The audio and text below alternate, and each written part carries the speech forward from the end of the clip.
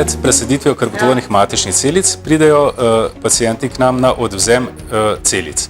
Včasih je potekal odvzem iz kostnega mozga v operacijski dvorani. Ta način odvzema se danes zelo redko izvaja, namesto tega se običajno celice odvzamejo iz periferne krvi s postopkom afereze. Te postopke izvajamo pri nas. Odvzem traja približno 5 do 6 ur in se ponavlja zaporedne dni 2 do 3-krat. V enem postopku se obdela na aparatu približno 2 do 3-kratni krvni volumen, to pomeni okoli 15 litrov krvi, z namenom, da zberemo dovolj celic. Aparat deluje tako, da se polna kri črpa v aparat, sočasno poteka ločevanje na posamezne krvne sestavine, krvotvorne matične celice se oddelijo, vse ostale sestavine se pa vračajo nazaj v krvni obtok. Na Centru za kriobiologijo se primarno ukvarjamo s tem, da zamrzujemo krvotvorne matične celice. To je zelo pomembno, ker to nam omogoča, da transplantacijo lahko kontroliramo oziroma splaniramo do ure natančno, ker dejstvo je, da če teh celic ne bi zamrznili, ne bi počasi umrle. Zdaj, kako mi dosežemo to? Dosežemo tako, da dodamo v suspenzijo celice na posebno snov, ki se reče DMSO.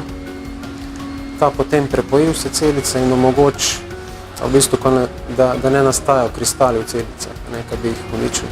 Potem pa vse to prenesemo v tekoči dušik, kjer so globoko zamrznjene. Tam noti je temperatura od -120 do -196. Te celice mirujejo in čakajo na dan transplantacije.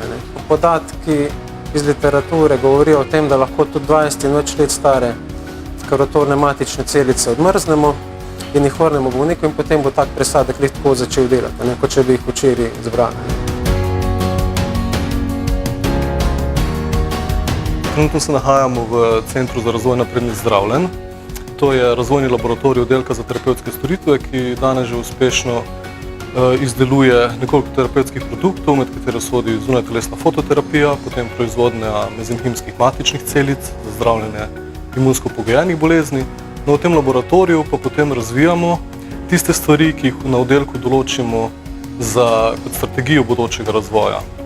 Ena od teh je recimo, da bi mezenhimske matične celice lahko uporabljali kot neko off-the-shelf celično zdravilo, kar pomeni, da imamo shrambo teh celic. Druga namembnost uporabe teh matičnih celic, kot je recimo v tujini že uspešno uporabljena terapija možganske kapi s temi matičnimi celicami. Vsekakor v nekem smislu lahko na to gledamo kot neko novo generacijo zdravil, če mislimo, da so osnovne male molekule nekako tista prva generacija nekih zdravil, potem biološka zdravila naslednja, so pa celična zdravila poglavje zase.